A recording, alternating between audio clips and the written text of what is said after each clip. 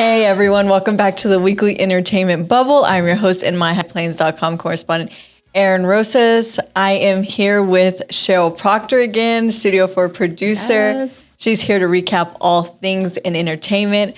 Thank you, Sheryl, again for being here. I know that we always have a good time when you're on. Oh yeah, especially with the topics today. These are good ones. Yes, so we're going to dive right into the Sexiest Man Alive. People magazine has named the Sexiest Man Alive 2022 as Chris Evans. This is the greatest news for us. I'm about this. He's a beautiful, beautiful man. I is a good-looking dude. But is he your sexiest man alive? I would say not mine. And I don't know what the criteria for this is because we've had, some, maybe, I don't want to say some underdogs, but like Paul Rudd, who is good looking. You already know how I feel. But when he popped up, I was like, oh, okay. Were you happy about that or surprised or just like kind of dumbfounded? I was surprised. Well, we talked about it the other day. I feel like we're in this weird time where like zaddies or like older good looking men are like in right now. Like everybody's about that life. Everyone wants to like have gray hair by choice. And everyone's embracing their gray. And like, there's this whole movement of like older good looking men, which are like zaddies or whatever that you want to call them. Yeah. And so I feel like, especially in this time where that's still a thing, I wish that People magazine would kind of look into that realm of people. Like, yeah, Chris like Evans. Push it farther, you mean? Yeah, like Chris Evans is good looking. He's probably going to be good looking for another 10, 15 years. Like, the man's good looking. Let's just be honest. Yeah, but I feel like you're missing out on maybe some like that older generation of good looking men who maybe won't be that good looking in 10 to 15 years. Mm-hmm. So I feel like we have this like untapped group of male celebrities that could be really considered sexiest man alive right now. Whereas Chris Evans, he could be sexiest man alive in 5 years. Yeah, well, in the photo shoot with People, he's basically saying his mom, this is one of the things that his mom will brag about. Everything he has done, this is probably the thing she'll be most proud. He showed off his tattoos. He's got a lot of stuff, I pulled it up right here, all of his tats. I mean, listen, it's Captain America. Of course he's going to be pretty. But I found it interesting. I saw a 2014 interview that he did where he said he loves tattoos. He's really into it, but he kind of tries to avoid the arm area because it's really a pain to cover him up in the makeup chair when you're doing a movie or something. Yeah. So I totally understand why it would be horrible to cover the tattoos. You're sitting for another 2 hours getting all that hidden, but he has a ton. He has his dog's name on him. Of course. He has a bunch of chess pieces. He has an eagle. So he does not shy away from, and you're talking to two people who absolutely love tattoos. Absolutely. Like, we love them. So we're just kind of looking here at the chess pieces he has. Hello. This is like our best. Why are we so excited? I'm about to buy People magazine. I will tell you though, I was reading this article and he talked about where he's at kind of in life because he's done some pretty big franchise things, especially with Marvel and Captain America and all of those. But he said that he is at a point in his life where he's starting to think about the what's next and kind of shying away from acting and getting into like, that next step, family, kids, not so much retirement, but kind of that personal side and starting to find a balance between work and his personal life. So maybe we'll see more tattoos when you can actually have a personal life. Well, I think, you know what? Good for him, because what I find interesting is I think he's kind of trying to make his personal life a little more personal because obviously the media is so into who he's dating. So he's dated Minka Kelly. He's dated Jenny Slate, who was on SNL, which was a big surprise. Yeah. Because she's a unique figure and she's super funny. So he dated her for a while. He dated Lily Collins, Jessica Biel in the early 2000s. So he's dated a handful of really famous women. And I think in the People magazine interview, I noticed that he said something on the course of, I want to keep a lot of my personal stuff to myself at this time. So I think there's a shift in that way, right? Yeah. That he's kind of tired of maybe everyone being in his personal business. And he's like, okay, I don't mind giving you guys a little something, but when it comes to majorly who I'm dating, I'm going to maybe keep some of that to myself, which I appreciate. But I also found it interesting that he is the third Marvel character in a row to be or I should say Marvel actor to be nominated. Michael B. Jordan 2020, Paul Rudd 2021, and then now him 2022. Paul so Rudd. I'm like, I That one think, still cracks me up. well, why does that crack you up? Still I think cracks me he's up. so hot. It still cracks me up. He's so hot in my head. But also, I just imagine a bunch of middle-aged 50-year-old men and women for this, People magazine choosing of the sexiest man alive. Yeah. Just in a room being like, okay, evaluating every single thing a hot guy does in a movie. Do you know what I'm saying? Like, how do they choose him? I mean, that face.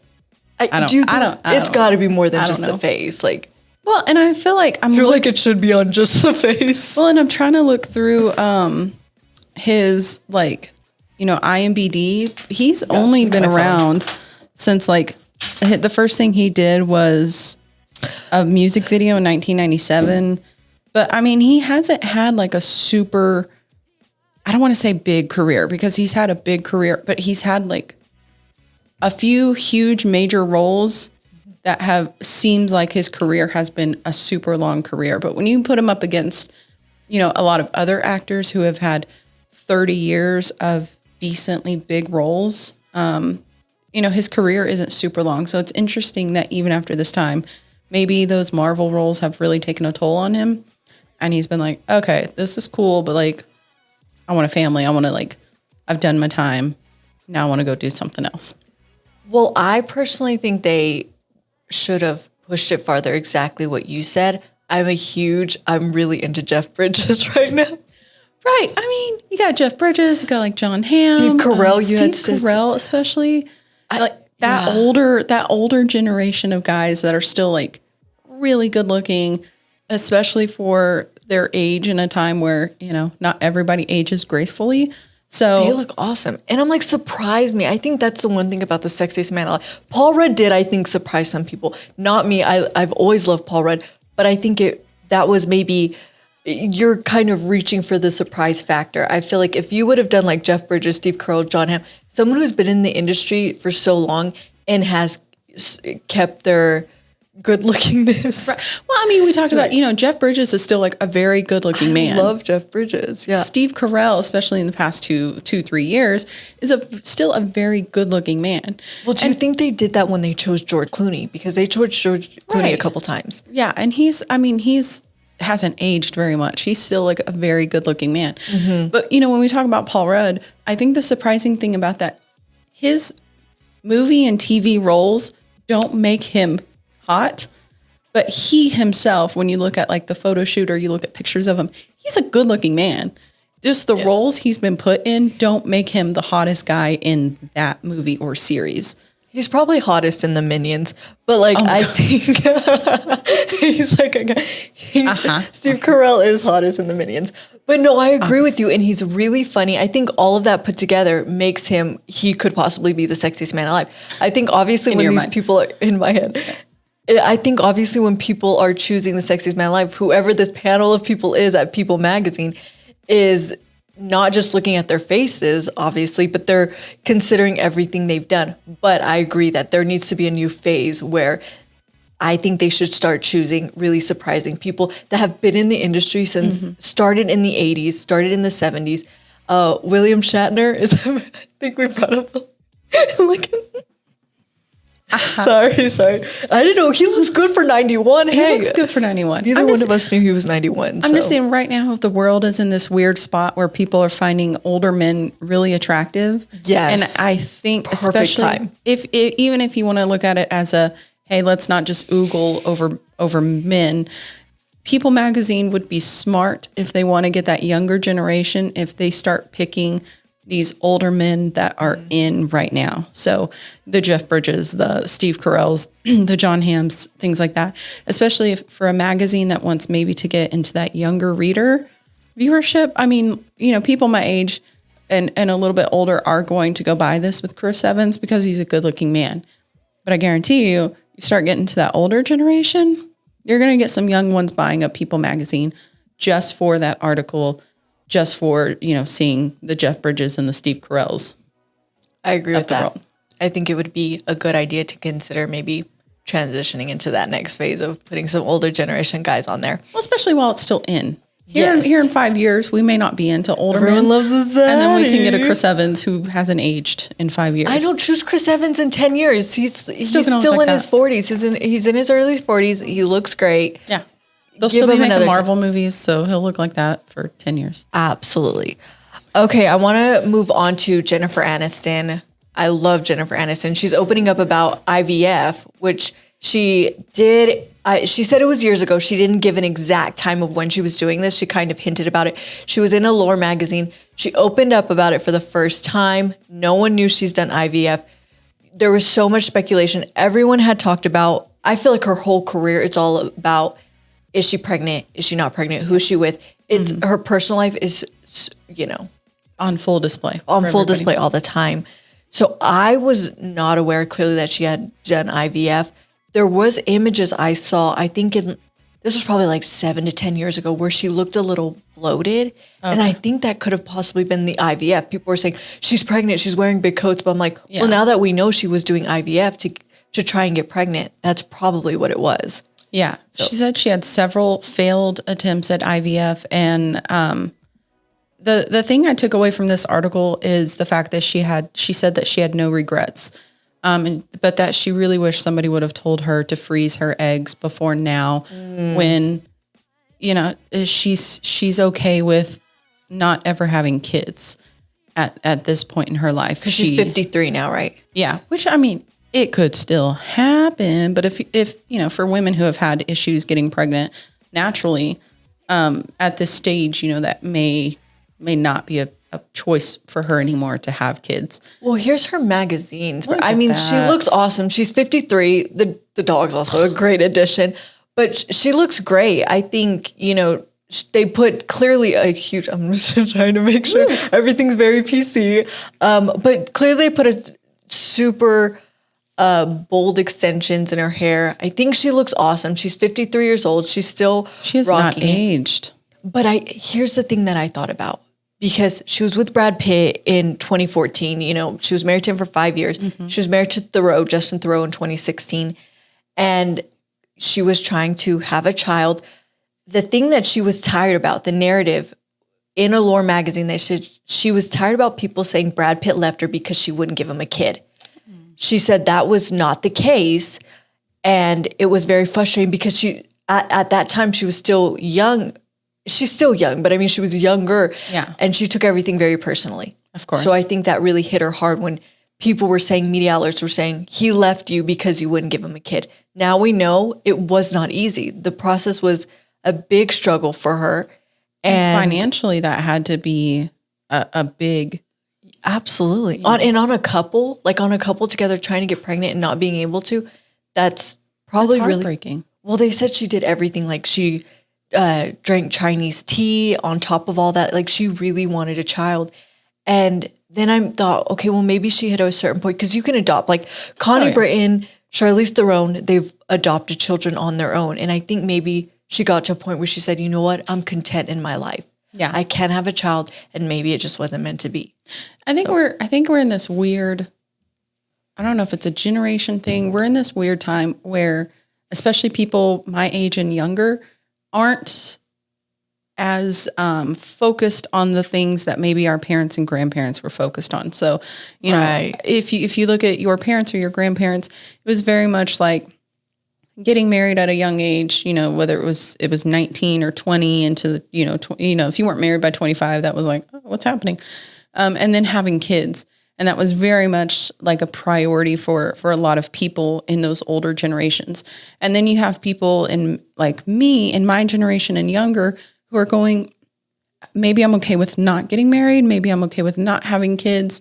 And that societal pressure of you're 25 and you're not dating, or you're 25 and you're not married, or you're 25 and you're not having kids is such a weird thing to accept in this generation that maybe that's not everybody's dream.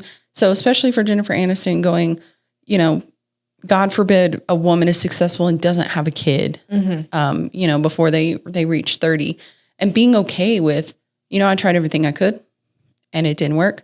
And I'm okay with not ever getting married or not ever getting married again or not ever having a kid. It's such a weird thing where people are like, oh my gosh, you don't have kids?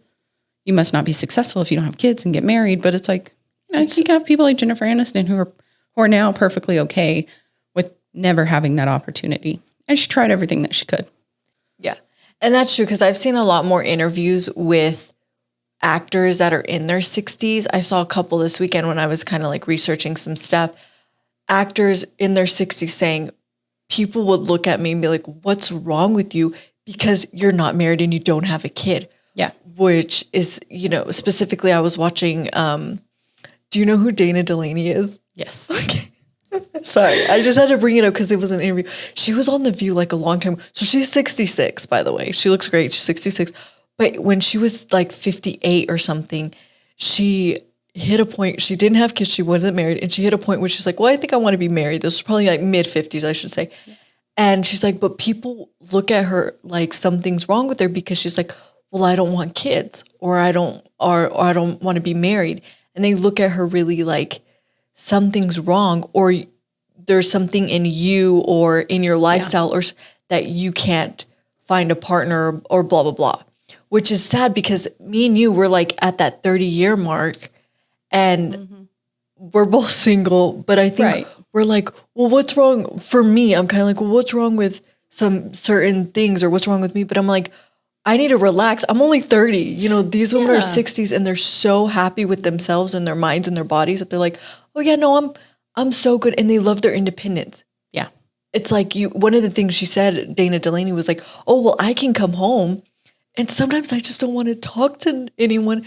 So I can come home after a long day, relax, drink my tea, have my food. And I don't have to like cater to anyone or not that I'm saying all the time a partner you have to cater to, but you know what I'm saying? Yeah. So I find it very interesting, this subject matter with Jennifer Aniston and the whole sort of women in their 50s and 60s choosing not to have kids and are not married. So yeah, it's a pretty fascinating story. Interesting thing. I do like this next one, which is the complete opposite of what we're talking about, but Netflix. So of course there have been 1,000 different shows, documentaries, docuseries about Jeffrey Dahmer. Oh my gosh. Especially if you're a true crime fan, you've probably listened to 3 podcasts and 4 shows and 3 documentaries. But when this one came on Netflix, it blew up. People lost their minds about Jeffrey Dahmer and his terrible, terrible crimes and ways that he did.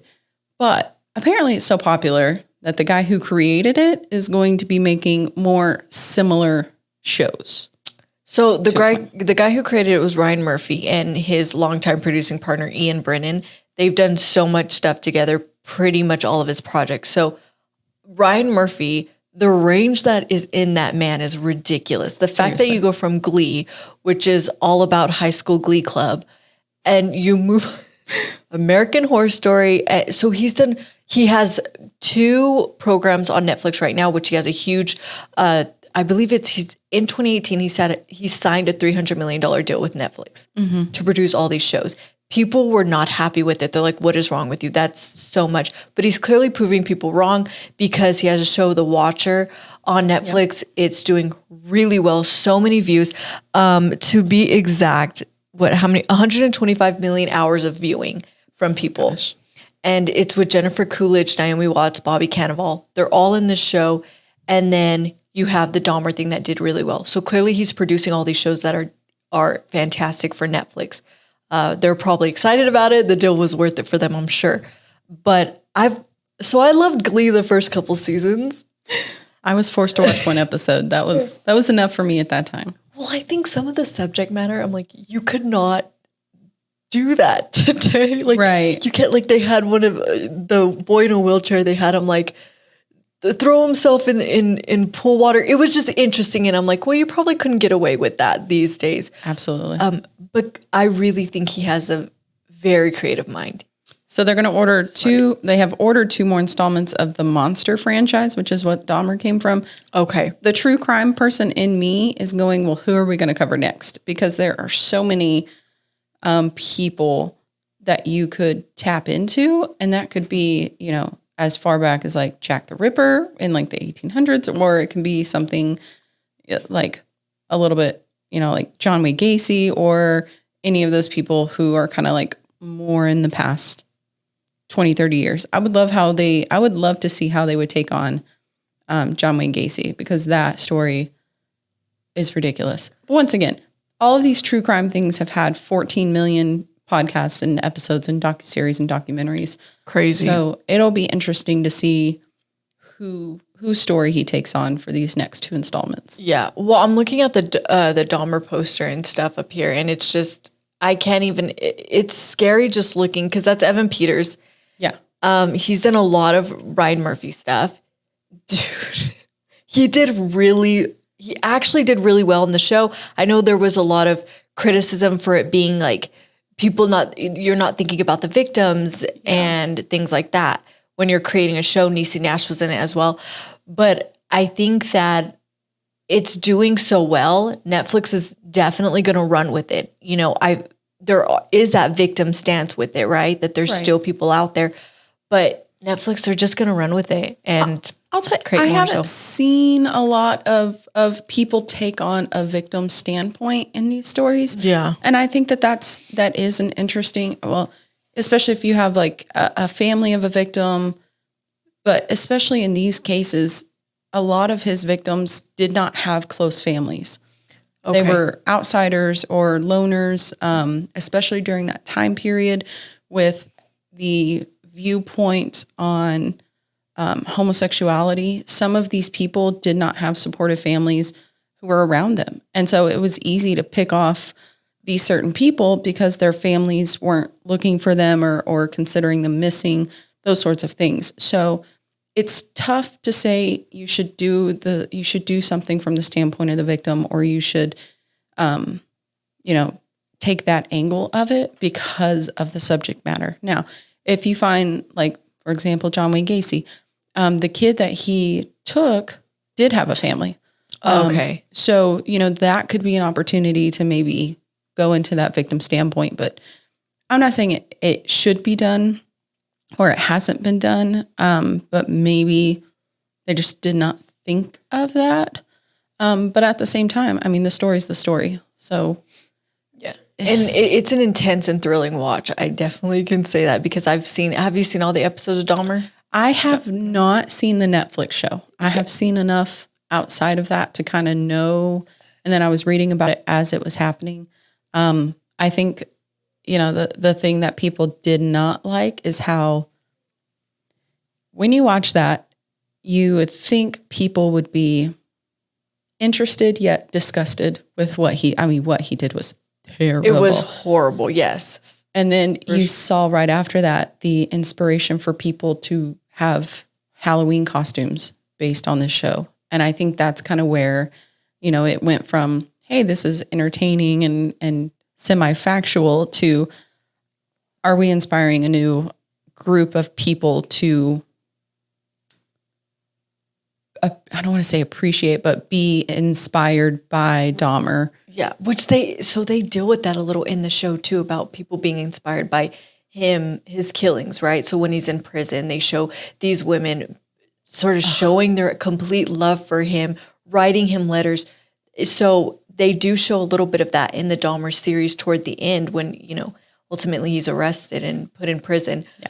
But I agree with you 100%. It's kind of taking off to a horrible point. Do you know what I mean? Yeah. I mean, Halloween costumes and people, really being obsessed or enamored with what he did. It's crazy. Versus a more educational standpoint of like, oh, this happened and I want to learn about it and this is crazy. Like that true crime area of appreciation. Yeah. And versus I want to dress up as Dahmer for Halloween, which is just kind of weird. But anyway, we'll see. We'll see what subject matter comes up with that as that happens. Yes. One of the other, I would say, movies I'm excited to see is Brendan Fraser in the movie The Well. It's very anticipated. People are excited. A trailer, it's basically like a preview trailer came out. It's about a minute long. It looks really good. So, let's look at that really quick. Like, I kind of felt something when I was watching it. Do you know what I mean? Like, I really actually did. Well, I'll tell you, A24, which is the production company of this, has made some really, really amazing, weird, but amazing films. They're very unique in their film selection. So I'm excited that it is going to be through A24 when we look at it. But look at Brendan Fraser. I mean, he looks the part. He plays an obese man who basically eats his feelings. His partner dies, so he becomes morbidly obese. Sadie Sink from Stranger Things is in it. Of course. Directed by Darren Aronofsky. I think what was weird about this is that, or not weird, what was interesting about this is, Brendan Fraser, we knew him from The Mummy and, of course, George of the Jungle and movies like that where his physique was like, he was hot. Let's just be honest. He was hot in those movies during that time. And then he kind of fell off the face of the earth and then came back. And this is the first time that we saw him after many, many years. And he did gain a little bit of weight for this role, but a lot of that was prosthetics. Right. I think a lot of this was prosthetics, right? Because I know he did gain a bit of a gut. You can see that he had to be made even bigger because he's supposed to be like extremely obese, like sickly, And so he tries to reconnect with his daughter. He's trying to redeem himself because of what he has done in his own life. It looks so fascinating. Venice Film Festival, standing ovation. It was like 7 minutes or 10 minutes or something. He got emotional. Long. Well, and the thing outside of this movie, I think the movie's going to be great. I think his performance in it is going to be hopefully award winning. I can't really predict those as much anymore. But outside of that, I think the reaction to Brendan Fraser being back is the most heartwarming thing because we didn't see him for many, many years. And then the first time people saw him come out into the world, he had gained a little bit of weight. And so people were like, oh, okay, what happened? And then you realize he was getting ready for this role to play a 600-pound man. And the reaction to him just being back brought him to tears several times because in his mind, people had forgotten about him. People were not a fan of him. They didn't love him as much as we did when he played those bigger roles. And his reaction to people just being like, thank you, we've missed you. Thank you for coming back. Like, we love you. We love your acting. Brought him to tears several times. The standing ovation at the Venice Film Festival brought him to tears because he didn't realize like people appreciate what he did. People appreciate him now. People are glad that he's back in movie roles. So I think outside of the movie, which I think is going to be wonderful, the reaction to Brendan Fraser being back is, to me, the more heartwarming part of this entire story. I'm excited to see where he goes after that. Well, I think it shows Brendan Fraser at a different level, right? Because he's done a bunch of things exactly like you said, but I think it shows who he is. He clearly loves acting. He has been doing it since the 80s. This isn't something that he just picked up.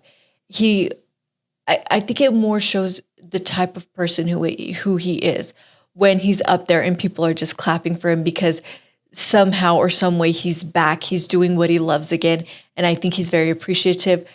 Critics are saying this is an Oscar-worthy performance, that this could get him an Oscar possibly. Now, I'm like you. I'm not a critic. I am not great about judging because a lot of stuff I like is that it's some weirder stuff, and maybe a lot of people don't like that. But I think it's clear that he's really excited to be a part of this movie. Darren Aronofsky, I said, directed it. He directed a couple movies.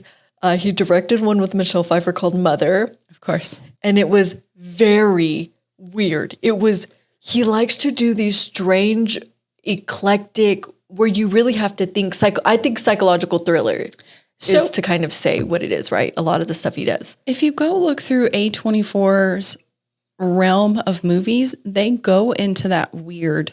It's weird. If you, do you remember Midsummer? Yes. Yeah. That was A24. Like, they make those weird psychological thriller. You go away going, what did I just watch? Yes. That was weird. And I love that they're unique in their movie selection. I also think it's unique. Brendan Fraser never won awards for roles like The Mummy and George of the Jungle, but people still loved him for that. And so I don't think awards equal your place in Hollywood. And I think he was shown that when he came back and people were like, dude, thank you so much for coming back. Like, we love you. Right. Thanks.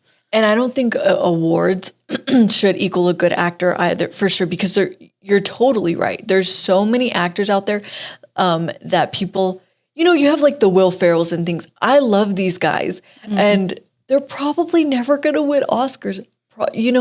Steve Carell almost did when he took he played a wrestler, Foxcatcher. It was him, Channing Tatum.